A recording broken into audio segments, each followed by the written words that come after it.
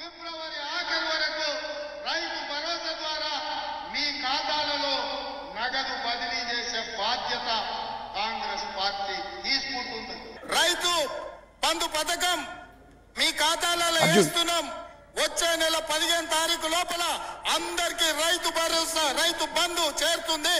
ఏ ఒక్క రైతుకు బకాయి లేకుండా పూర్తిగా మీకు డబ్బులు ఇచ్చే బాధ్యత మన ప్రభుత్వం తీసుకుంటుంది. మేము జనవరిలో మొదలుపెట్టి మార్చి 31 లోపల రైతు బంధు చెల్లిస్తాము. చెల్లించిరండి 420 పథకాలు నేను చెప్తే ఆర్టీవీ మీకు సాయంత్రం డిన్నర్కి ఇక్కడే టైం అయిపోతుంది మన వాళ్ళందరికీ. ఇదండి 420. ఇది కాకుండా మళ్ళీ అదే తుక్కుగూడలో తుక్కు విషయాలు మాట్లాడి ఈ 420 హామీలను అమలుపరచకుండా మళ్ళా కొత్తగా ఒక దుకాణం పెట్టుకొని న్యాయ పాంచ్ న్యాయ్ 25 హామీలని మళ్ళీ ఒకటి తీసుకొచ్చారు కొత్తగా వాళ్ళు నిన్న. ఇది కనబడుతుందా సార్? ఇది 5 న్యాయ్ 25 గ్యారెంటీ అట. పాత 420 పోయింది. ఇందులో ఘోరమైన విషయం ఏంటంటే రోహిత్ గారు పేజీ నెంబర్ 23 సార్. 23లో వారు ఏం చెప్తారంటే పేజీ నెంబర్ 23 ఐటమ్ నెంబర్ 13లో ఐటమ్ నెంబర్ 13 దాంట్లో వారు ఏమంటారంటే we promise to amend the 10th schedule of the constitution and make defection leaving the original party on which the MLA or MP was elected an automatic disqualification. అవుతారా అండి? ఇలా రంజిత్ రెడ్డి గారు రేపు ఎట్లా ఓడిపోతూ ఉన్నారు. ఇప్పుడు డిస్క్వాలిఫై అయిపోవాలి కదా, పోటీకి అనర్హులు కావాలి కదా. రాహుల్ కాంగ్రెస్ ఏమో ఇది చెప్తుంది, ఇక్కడ రాష్ట్రంలో ఏమో రేవంత్ కాంగ్రెస్. ఏది నమ్మాలండి? అదే స్టేజ్ మీద అదే వేదిక పైన ఖమ్మం జిల్లా తెల్లం వెంకట్రావు గారు పార్టీలో జాయిన్ అవుతారండి. వీళ్ళ మేనిఫెస్టోలో ఇది ఉంటుంది 23వ పేజీ నెంబర్లో. ఈ పేజీ నెంబర్లో మరి ఇది కరెక్టా లేకపోతే ఇది ఇచ్చింది ఇది రేవంత్ కాంగ్రెస్ కరెక్టా? ఎవరు నమ్మాలండి? ఇవి మాటలా నీటి మూటలా? రోహిత్ గారు ఎవరు నమ్మాలి? తుక్కుగూడలో అక్కడే 420 హామీలు ఇచ్చి అమలు పరచకుండా మళ్ళీ వచ్చి అదే రాహుల్ గాంధీ చేతుల మీదుగా మళ్ళీ 5 న్యాయ్ 25 గ్యారంటీ అన్నాడు. ఎవరు నమ్ముతాడు సార్? ఇప్పుడు చూపిస్తారు కదా, అందుకోసమే వారు వన్ సైడ్ ఉంది గ్రౌండ్ లో. నమ్మలే మేము ఓడిపోతామంటే ఆర్టీవీ కూడా నమ్మలే. మేము ఓడిపోయినాం. ఇవాళ వాళ్ళకు కూడా అండర్ గ్రౌండ్ కరెంట్ ఉంది. విమర్శలు ప్రారంభమైనాయి, వ్యతిరేక ప్రారంభమైంది. ముసలవ్వలు 4000 కోసం జీవన్ రెడ్డి గారు కాంగ్రెస్ రేవంత్ రెడ్డి అధికారంలోకి వచ్చి ఎన్ని రోజులైందో గుర్తుందా? గుర్తుంది. 111 రోజులు. 111 రోజులు కూడా మేము ఎందుకు వచ్చామంటే ఇలా 100 రోజులు కాంగ్రెస్ కావాలి మార్పు రావాలి అన్నారు. దాంట్లో ఆర్టీవీ వాళ్ళు కూడా అన్నారు కాంగ్రెస్ కావాలి మార్పు రావాలి. వచ్చింది కాంగ్రెస్ కావాలి, కాంగ్రెస్ వచ్చింది, మార్పు కూడా వచ్చింది. మన ఇంటర్వ్యూ సమయంలో 11 సార్లు కరెంటు పోయింది. ఊర్లలో కరెంటు పోతున్నాయి, మోటార్లు గాలిపోతూ ఉన్నాయి, ట్రాన్స్ఫార్మర్లు పేలిపోతూ ఉన్నాయి, జనరేటర్లకు గిరాకీ వచ్చింది, మోటార్లకు వైర్లే దుకాణాలు ప్రారంభమైనాయి. తులం బంగారం మా అక్క చెల్లెలకు లేదు, కళ్యాణ లక్ష్మి రాలేదు, ఒక్క సీఎం రిలీఫ్ ఫండ్ కూడా ఇంతవరకు రాలేదు, 2 లక్షల రుణమాఫీ కాలేదు, రైతులకు రైతు బంధు రాలేదు, రైతులకు 15,000 రైతు బంధు రాలేదు. అయ్యా అన్న వస్త్రం కోతే ఉన్న వస్త్రం ఊడిపోయినట్టు 15,000 కాదు 5,000 10,000 కూడా రాలేదు. 5 ఎకరాలకు కూడా రాలేదు. రైతు కూలీలకు 12,000 అన్నారు, అది కూడా రాలేదు.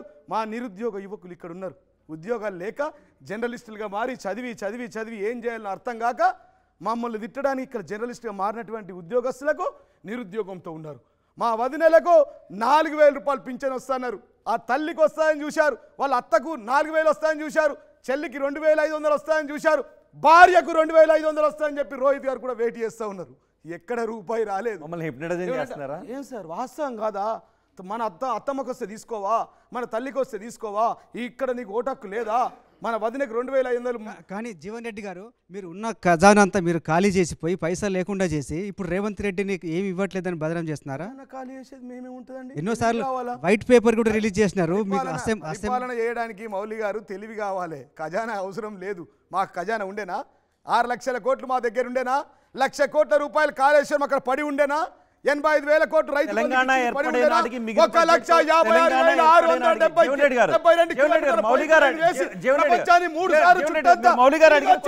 భగీరథ ద్వారా 40,000 కోట్లతో మీ ఇంటికి నీళ్ళు ఇచ్చింది. వాస్తవం కాదా? వాస్తవం కాదా? దీనికి సమానం చెప్పండి. డబ్బులు ఇచ్చారా మాకు? మిషన్ భగీరథ 40,000 కోట్లు రేవంత్ రెడ్డి తెచ్చిచ్చాడా? ఉత్తమ్ కుమార్ రెడ్డి ఇచ్చాడా? శ్రీధర్ బాబు ఇచ్చారా? బట్టి విక్రమార్క గారు ఇచ్చారా?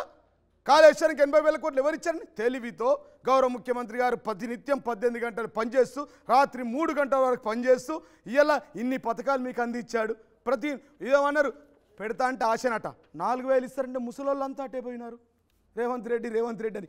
ఇప్పుడు ఈ ఆర్టీవీ నుంచి నేను చెప్తా ఉన్నా, ఈ ఎంపీ ఎలక్షన్లలో ఒకవేళ కనుక రేవంత్ రెడ్డి గారు 2 లక్షల రుణమాఫీ చేస్తే అక్కడ వెళ్ళండి, లేకపోతే మా వైపు రండి.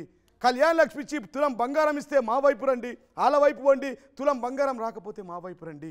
మా అక్క చెల్లెలకు 2,500 ప్రతి మహిళకి ఇస్తే అక్కడ వెళ్ళండి, లేకపోతే బీఆర్ఎస్ కారు గుర్తు కోటేయండి అని చెప్తా ఉన్నా. చెప్తున్నారు కదా, ఎప్పుడు ఇస్తారు? ఎలక్షన్ కోడ్ ఉంది, కోడ్ తర్వాత ఇస్తున్నారు. మీరు చెప్పింది ఎట్లుందంటే చంద్రమౌళి గారు అవ్వకు బువ్వ పెట్టినోడు చిన్నవ్వకు బంగారు గాజులు తొడుగుతాడా? 40 రోజులలో పింఛన్లు ఇయ్యనోడు, 2,500 రూపాయలు ఇయ్యనోడు, తులం బంగారం ఇయ్యనోళ్ళు ఇలా రేపు ఇస్తారంటే నమ్ముతారా ప్రజలు? చాలా కోపంతో ఉన్నారు. జీవన్ రెడ్డి గారు ఇచ్చిన హామీలన్నీ ఒక్క రోజులో అమలు చేయడం సాధ్యం అవుతుందా? ఇప్పుడు 120 రోజులు 110 రోజులు దాటి 120 రోజుల వరకు అవుతుంది. రేవంత్ సర్కార్ దాటి 4 నెలలు అవుతుంది. అన్ని హామీలను ఒకేసారి అమలు బోనస్ వడ్లకు బోనస్ ఇస్తా అని చెప్పండి. 45 రోజులు ఒక్కొక్కటి అమలు చేసుకుంటాం. బోనస్ కూడా ఇవ్వలేరా? మేము 10,000 రూపాయలు రైతు బంధు మొత్తం 63 లక్షల మంది రైతులకు ఇచ్చాము. మీరు 15,000 ఇవ్వలేరు, 10,000 ఇవ్వలేరు, మొత్తం ఎకరాలకు ఇవ్వలే. 4 ఎకరాలకు ఇచ్చారు కూడా 80% 500 రూపాయలు వడ్లకు బోనస్ ఇవ్వలేరా? 80% ఇచ్చేసాం. ఏదైతే బీఆర్ఎస్ నాయకులు ఖజానాన్ని ఖాళీ చేసి పెట్టడం కారణంగా కొంత సర్దుబాటు చేయాల్సి వస్తుంది అని చెప్పారు. అవసరం లేదు. బడ్జెట్లో మేము లెక్కలు రాసేదంతా డబ్బులు ఉండవు సార్. బ్రీఫ్ కేసు పట్టుకొస్తారు కదా ఈటల రాజేందర్ నుంచి హరీష్ రావు దాకా, ఆ బడ్జెట్లో పైసలు ఉండయి. అది ఫోటో కోసం బ్రీఫ్ కేసు తీసుకొస్తారు. వీళ్ళు రేవంత్ రెడ్డి గారు ఏమనుకున్నారు అనుకో, లంకె బిందెలు అనుకొని వచ్చినా, లంకె బిందెలు ఉంచుకొని వచ్చినా అంటే లంకె బిందెలు మరి నువ్వే అన్నావు సెక్రటరేట్ కింద ఉన్నాయని చెప్పి తవ్వుకో. లంకె బిందెలు ఉండయి, డబ్బులు ఉండయి ప్రభుత్వాల దగ్గర. ఇలా దేశాల అభివృద్ధి చెందినటువంటి అమెరికా, రష్యా, చైనా దేశాలు కూడా ఇలా అప్పుల పాలై ఉన్నాయి. భారతదేశం కూడా మోడీ గారు రాకముందు ఎన్ని లక్షల కోట్లు నేను అంతకు 10 అంతలు అప్పు చేసి పెట్టి ఇలా మోడీ గారు మీకు డాటా కావాలంటే ఇస్తారు, 2 నిమిషాలు సమయం ఇస్తే. అప్పులు చేయండి ఎవరండి? అనిల్ అంబానీ నుంచి ముఖేష్ అంబానీ దాకా, అదాని దాకా ఉన్నాయి. వీళ్ళ దాకా ద్వంద్వనీతి లేదు. రాహుల్ గాంధీ అదాని వద్దు అంటాడు, రేవంత్ రెడ్డి అదాని ముద్దు అంటాడు. జీవన్ రెడ్డి గారు, రేవంత్ రెడ్డి బలపడుతున్నాడు, కాంగ్రెస్ బలపడుతోంది అనే అక్కసుతో నిరాధారమైన ఆరోపణలు చేస్తుంది బీఆర్ఎస్. కారు ఖాళీ అయిపోతుందనే భయంలో, అభద్రతా భావంలో కారు ఓవర్లోడ్ అయింది. సర్వ పార్టీలు అన్ని వచ్చి కూర్చున్నాయి. మీ ఇంట్లో ఎవరు వచ్చారు? వేరే పార్టీలు మీరు స్నానంకి వెళ్ళినప్పుడు బాత్రూంలో నల్లా చాలు చేస్తారు, బకెట్ నిండిన తర్వాత ఒలికిపోవా? అన్ని పార్టీలలో ఇంట్లో వచ్చి కూర్చున్నారు. రంజిత్ రెడ్డితో ఓవర్లోడ్ అయింది. రాజకీయాలు ఉంటాయి కదా, రంజిత్ తోని 5 మంది లేరు, కేకేతోని ఒక్క మనిషి కూడా లేడు, కడియం కావ్యతోని ఒక మనుషులే లేరు అసలు. ఇప్పుడు వరంగల్లో ఎంపీ టికెట్ ఎవరికి ఇవ్వాలో అని తలలు పట్టుకుంటున్నారంట. మరి అదే కదా, అంటే ఎవరికి ఇవ్వాలో తెలియట్లేదు. సార్ సిగ్గుందా ఈ జాతీయ పార్టీలకు? కాంగ్రెస్ బీజేపీలకు. నగేష్ ఏ పార్టీ అండి? కడియం శ్రీహరి ఏ పార్టీ అండి? కడియం కావ్య ఏ పార్టీ అండి? రంజిత్ రెడ్డి ఏ పార్టీ అండి? ఇక్కడ ఉన్నటువంటి హైదరాబాద్లో దానం నాగేందర్ ఏ పార్టీ అండి? మల్కాజ్గిరిలో ఈటల రాజేందర్ ఏ పార్టీ అండి? భువనగిరిలో ఏ పార్టీ నుంచి వచ్చి పోటీ చేస్తూ ఉన్నారండి? వీళ్ళకు అభ్యర్థులు దిక్కులేరు. జాతీయ పార్టీలు చంద్రమౌళి గారు అభ్యర్థులు దిక్కులేరు సార్.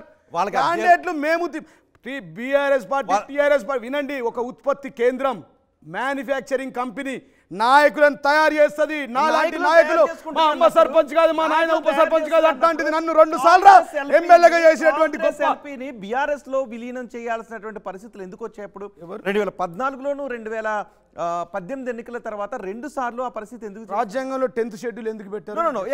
రాజ్యాంగం ప్రకారం, చట్టం ప్రకారం, రాజ్యాంగబద్ధంగా మేము చట్ట ప్రకారం కాదు. మీకు సంపూర్ణ మెజార్టీ ఉన్నప్పుడు, ప్రజలు పూర్తి మ్యాండేట్ ఇచ్చినప్పుడు ఇతర పార్టీ నాయకులు మళ్ళీ రోహిత్ గారు మీద అదే చెప్తారు, 10th షెడ్యూల్ వాళ్ళు మారుస్తారని చెప్పారు. మాట్లాడలేదు వాళ్ళు చెప్పారండి. వాళ్ళు ఏం చెప్పారంటే దీంట్లో మళ్ళీ చెప్పాలి. వాళ్ళు ఏం చెప్పారంటే వాళ్ళు ఇచ్చిన హామీ గురించి నేను మాట్లాడలేదు. చట్టానికి నైతికానికి అది ఉండే కాబట్టి దాని ప్రకారం 3/4 నేను అనేదానికి చట్టానికి నైతికానికి చాలా తేడా ఉంది. అసలు పార్టీల నాయకులు వద్దా? పార్టీ ఫిరాయింపులకు కర్త కర్మ క్రియ ఈ దేశంలో ఎవరున్నదంటే అది కాంగ్రెస్ పార్టీ. మన రాష్ట్రంలో, సమైక్య రాష్ట్రంలో 2007లో ఆనాడు వైఎస్ రాజశేఖర రెడ్డి గారి ఆధ్వర్యంలో మా పార్టీ ఎమ్మెల్యేలు 7 నుంచి 11 మందిని గొర్రెలను జంగిట్లో బర్రెలను కొన్నట్టుకున్నది ఈ కాంగ్రెస్ పార్టీ. అసలు దీని కర్త కర్మక్రియ Congress party. Father of the corruption party Congress party. వాళ్ళు మమ్మల్ని అవినీతి అంటారు, మమ్మల్ని చెప్పండి సార్. మరిన్ని వీడియోస్ కోసం ఛానల్ ని సబ్స్క్రైబ్ చేయండి, లేటెస్ట్ అప్డేట్స్ కోసం వాట్సాప్ ఛానల్ ని ఫాలో చేయండి అండ్ లింక్ డిస్క్రిప్షన్ లో ఉంది.